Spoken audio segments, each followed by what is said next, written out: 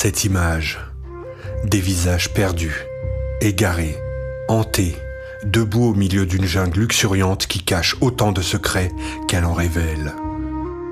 48 survivants d'un crash aérien, une île mystérieuse et des questions qui n'auront jamais de réponse simple. Cette série a tout changé.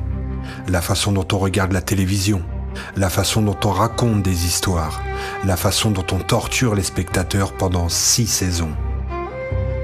Bienvenue dans Un plan, une série. Aujourd'hui, nous allons découvrir pourquoi Lost reste la série la plus fascinante et la plus frustrante de l'histoire de la télévision. 2004. ABC, l'une des plus grandes chaînes américaines, cherche désespérément un succès. Les séries traditionnelles s'essoufflent, le câble commence à dominer avec des productions plus audacieuses. J.J. Abrams et Damon Lindelof présentent un concept insensé. Un avion s'écrase sur une île déserte. Mais ce n'est pas un simple survival. L'île a des secrets, des monstres invisibles, des nombres maudits, des voyages dans le temps. Le budget du pilote ? 14 millions de dollars. Le montant le plus élevé jamais investi dans un épisode pilote à l'époque. Une somme délirante pour une série dont personne ne sait si elle va fonctionner. Les dirigeants d'ABC sont terrifiés. Si ça échoue, des têtes vont tomber. Le 18 septembre 2004, le pilote est diffusé. 18,6 millions de spectateurs, un triomphe immédiat. Mais personne, ni les créateurs, ni les acteurs, ni les spectateurs ne se doutaient que cette série allait devenir un phénomène culturel obsessionnel qui diviserait le monde entier. Regardez cette image, ces visages. Chaque personnage de Lost cache un secret, un trauma, un passé qu'il veut fuir. Jack, le chirurgien héroïque obsédé par le contrôle. Kate, la fugitive recherchée par le FBI. Sawyer, l'arnaqueur cynique. Locke, le miraculé en quête de rédemption. Hurley, le millionnaire hanté par la malchance. La structure narrative de Lost révolutionne la télévision.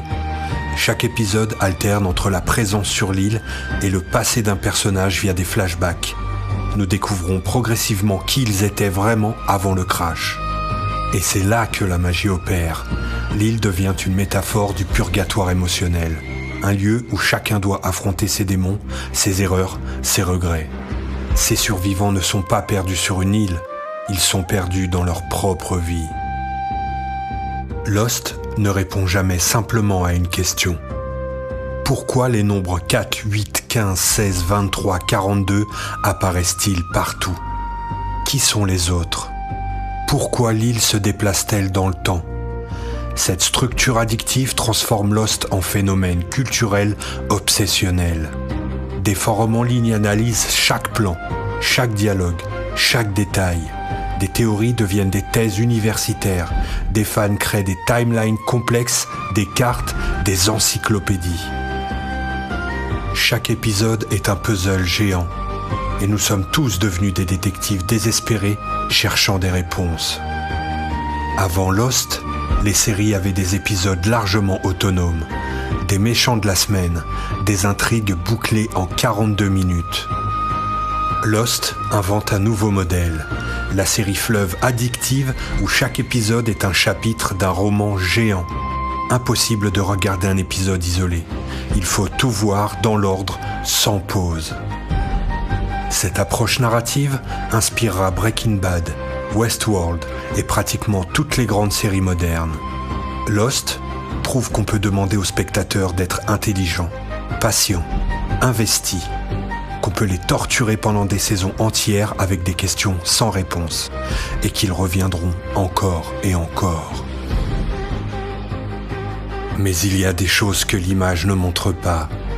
Le mythe le plus tenace autour de Lost. Les créateurs avaient tout planifié depuis le début. La vérité, ils improvisaient constamment. Les showrunners ont avoué des années plus tard qu'ils inventaient les mystères au fur et à mesure, espérant trouver des réponses satisfaisantes plus tard. Certains mystères majeurs, comme la véritable nature de l'île, n'ont été décidés qu'à la 4e saison. Le monstre de fumée ? Au départ, c'était juste un effet sonore terrifiant. Ce n'est que bien plus tard qu'ils ont décidé ce qu'il était vraiment. Cette improvisation créative a donné des moments de génie et des incohérences qui hanteront la série jusqu'à la fin. Le tournage de Lost se déroulait entièrement à Hawaï. Un rêve, non ? Pas vraiment. Les acteurs étaient contractuellement obligés de vivre à Hawaï pendant toute la durée du tournage. 6 ans. Certains ont dû laisser leur famille derrière eux. D'autres ont développé des problèmes d'alcool ou de dépression. Matthew Fox a déclaré plus tard que ces 6 années ont été les plus difficiles de sa vie. L'isolement, la pression, l'intensité émotionnelle du tournage ont marqué tout le cast. L'île était devenue leur propre prison dorée. Le 23 mai 2010, l'épisode final de Lost est diffusé devant 13,5 millions de téléspectateurs. Et c'est l'explosion. Certains fans sont bouleversés, émus aux larmes. D'autres sont furieux, trahis. Des amitiés se brisent, des forums implosent, des débats font rage pendant des années. La fin révèle que non. Je ne vais pas spoiler, mais disons qu'elle privilégie l'émotion au détriment des réponses rationnelles que beaucoup attendaient. Aujourd'hui encore, 14 ans plus tard, mentionner la fin de Lost déclenche des guerres passionnées.